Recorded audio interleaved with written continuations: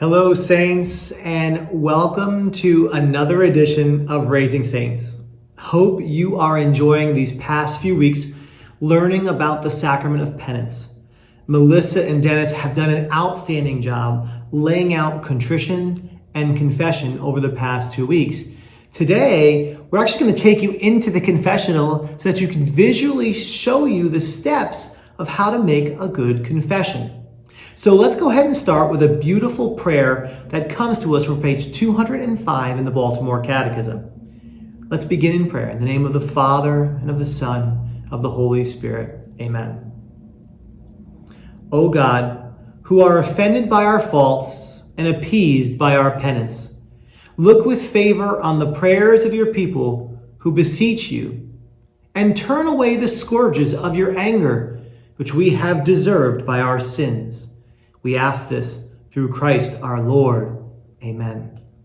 In the name of the Father, and of the Son, and of the Holy Spirit. Amen. Now, before heading over to the confessional for today's lesson, let's do a quick review of the 5 steps to make a good confession. Step number 1, an examination of conscience. Before entering the confessional, we need to prepare ourselves for a good confession by taking sufficient time to not only examine our consciences, but also to deepen the sorrow we have for our sins and to begin to make that firm purpose of amendment that we are not going to sin any longer. An examination of conscience is a sincere effort to call to mind our sins that we've committed since our last worthy confession. We are never to enter the confessional without having had at least 3 to 5 minutes of preparation. Now, before you go to confession, you must know your sins. How do we know our sins? Well, we have to ask God to reveal them to us so that we confess those sins and have true sorrow for them. You see, it's the Holy Spirit that convicts us of our sins. We need to give Him the time and the space that He needs to reveal to us what we are to confess.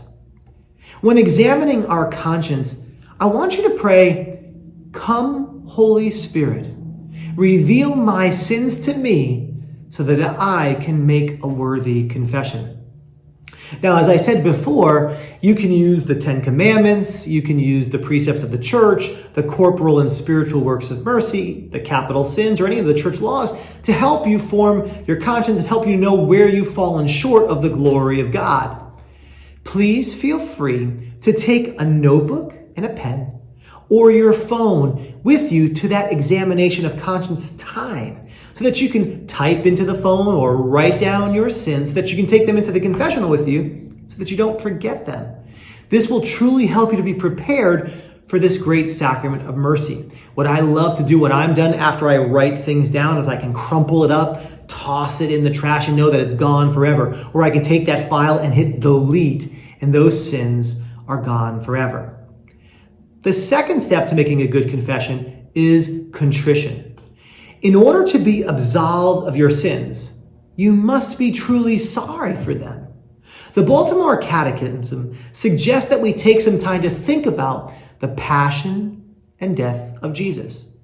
Maybe you're thinking about the agony in the garden, the scourging at the pillar, the crowning with thorns, the carrying of the cross, the nailing to the cross, and the eventual crucifixion and death of Jesus.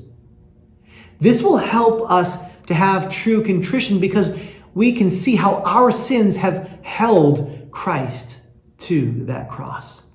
Now, as Melissa noted, there is perfect contrition and imperfect contrition or attrition. And this is a very important point that we need to make here about that. Just as a reminder, perfect contrition is when we're truly sorry for our sins because our sin offends God, whom we should love above all things for His sake. Imperfect contrition or attrition is when we're sorry for our sins because they are hurtful in and of themselves and because we are fearful of God's punishment for our sins. Now, make a distinction here. In perfect contrition, we're thinking about God and how much we love Him and how our sin wounds Him over and over again.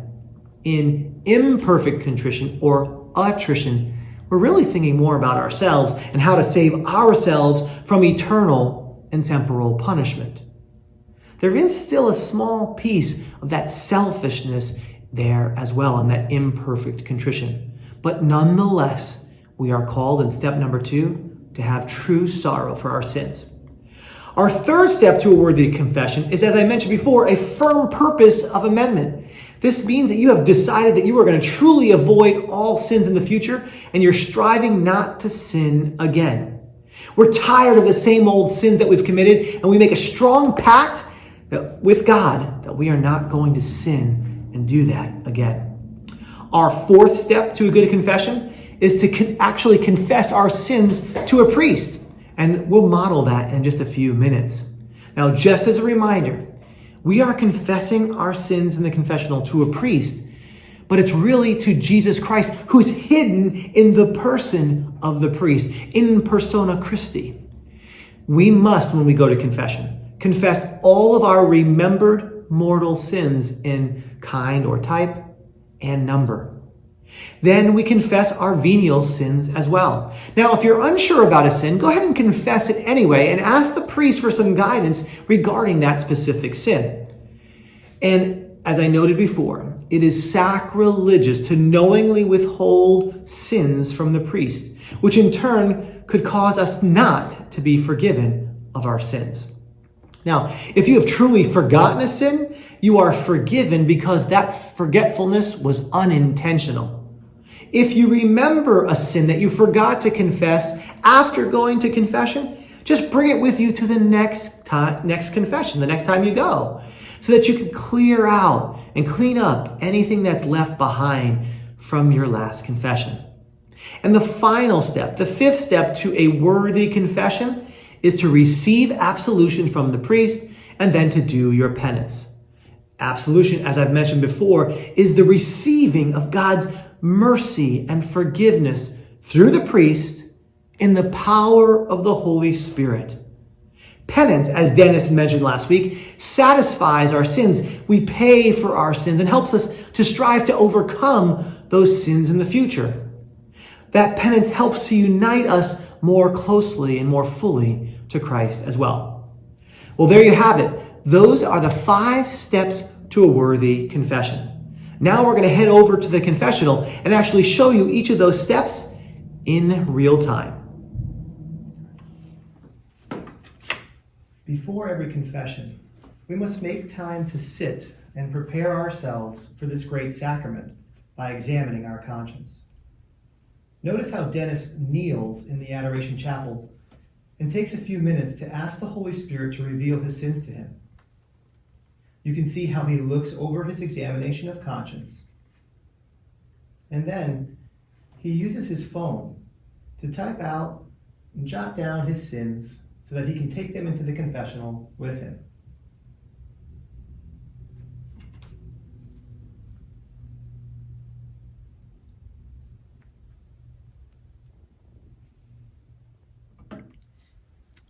After thoroughly examining your conscience, and it's your turn to go into the confessional, please stand up and walk into the confessional and shut the door behind you and kneel in front of the screen.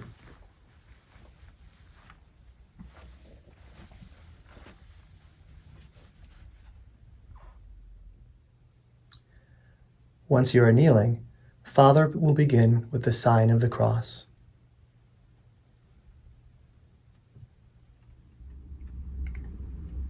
After Father makes the sign of the cross, you will say, "Bless me, Father, for I have sinned," and tell him, priest, how long it's been since your last confession.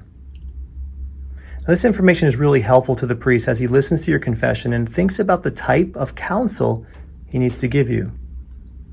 Now, as you begin your confession, begin by telling the priest your mortal sins first in kind or type and number. You can also tell him any of your sins that you remembered since your last confession. Now remember, if you cannot remember the exact number of your mortal sins, we should tell the number as nearly as possible, or say how often we commit that sin in a given day, week, month, or year. Then, follow that up with your venial sins that you've committed since your last confession. Once you are done confessing your sins, you could say, "For these and all of my sins, I am truly sorry." This lets the priest know that you are done confessing your sins. During this time, the priest will be listening carefully to your confessed sins. After you are finished, he will give you a word of counsel and may try to find a common thread to the sins that you've confessed so that you can strive to fight against them in the future with virtue.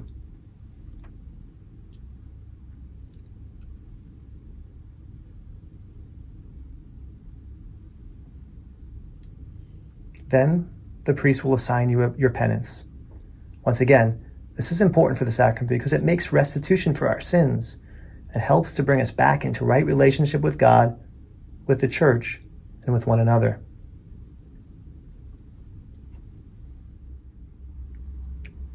Once the priest has finished giving you your penance, you will say an act of contrition.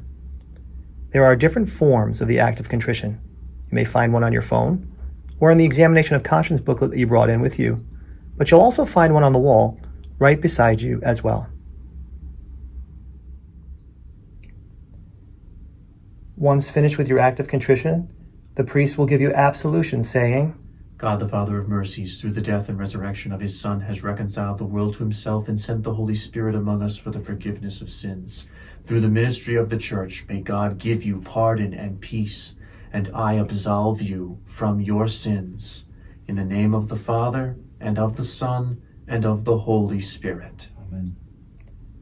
He'll end the confession by saying, Go in peace, your sins are forgiven. Thanks be to God. Once you are finished with your confession, we stand up and we head back into the Adoration Chapel or into the church, and it's there that we complete our penance.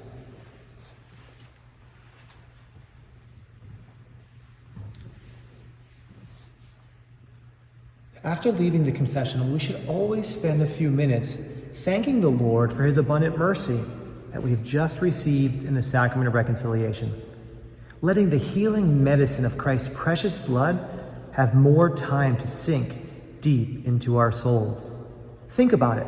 We walked into the confessional in sin and are leaving the confessional free from sin. How amazing is that? Certainly something to be thankful for. Once done with your penance and your thanksgiving, you are free to go.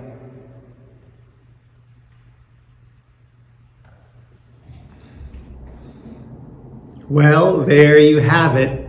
That wasn't too scary, right? Wasn't too difficult. Now, what a great sacrament of grace for you and for me. We have nothing to be afraid of. Once again, we recommend that you attend confession at least once a month.